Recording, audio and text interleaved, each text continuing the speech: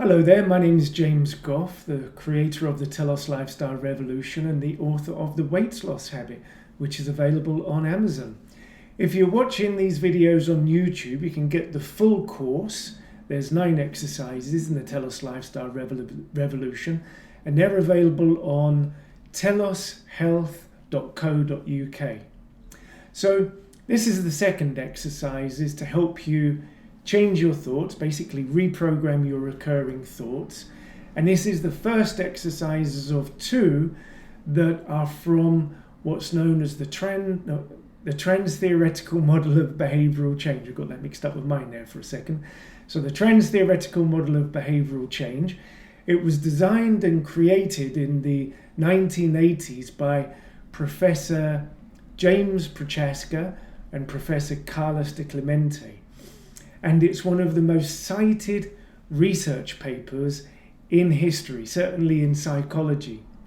And this theory, this Transtheoretical model of behavioural change, has stood the test of time. It's been used from across business and in psychology, and it helps people overcome addictions very, very well. And Professor Prochaska and DiClemente claim to have between 55 and a 75% success rate of helping people overcome life-threatening addictions such as alcoholism, smoking, drug addiction, and overeating.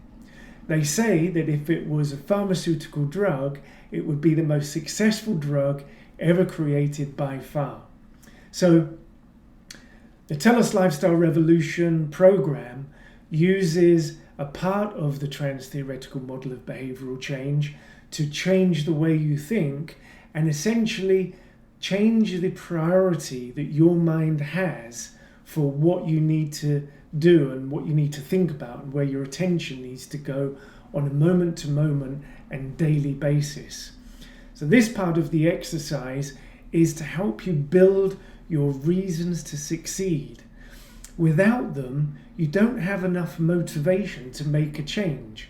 So if you've got a bad habit, you need to come up with multiple very, very strong reasons for you to want to be able to break that habit.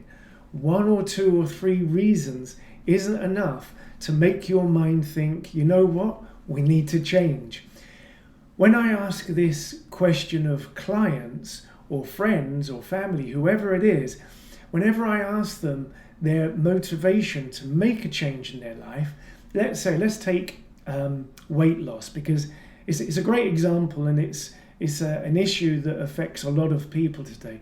So when I say to people why they want to lose weight, they truly and honestly can only normally give me 5, maybe 8, 10 at the maximum very wishy-washy reasons for wanting to lose weight and maintain the weight. So they might be reasons like to look better, so I can fit a pair of jeans or some clothes that I have, so I can find a new partner because it's going to make me feel happier, or because I want a 6-pack stomach or something like this. And honestly, they're not very defined reasons. They're not visceral reasons. They're not emotional reasons that are strong enough to make you give up all of the other reasons you have for maintaining the lifestyle you already have. Because when I ask them why they want to eat chocolate, for instance, or eat sweets, or eat the food that they enjoy, they can give loads of very good reasons, and they're very emotional reasons as to why they maintain that habit. So this exercise, what it gets you to do is list the reasons that you need to succeed. And you need at least 50.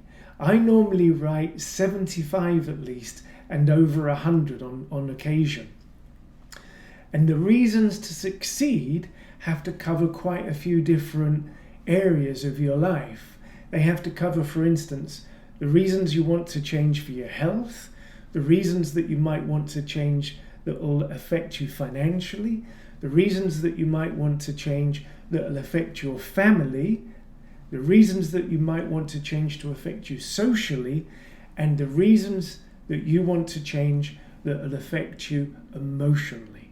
So when you start to look at those reasons and you say, for instance, if it's to change what you eat and lose weight, it might include reduce your risk of prostate cancer, reduce your risk of a high blood sugar level, which will in turn reduce your risk of diabetes, reduce your risk of dying early and unnecessarily, which would affect your family.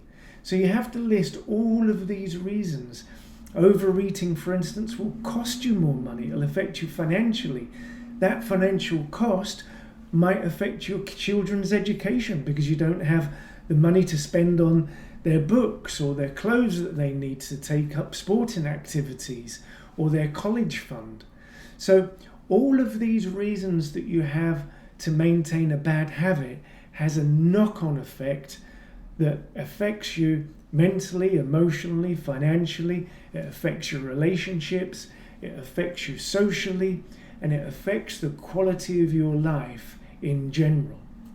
So you reduce a bad habit or you eliminate a bad habit that way, and at the same time you can start building your list of reasons to succeed, to start a new, empowering, beneficial habit. So that's how this exercise works, by giving your mind so many reasons to change that it has no option but to maintain it and achieve it.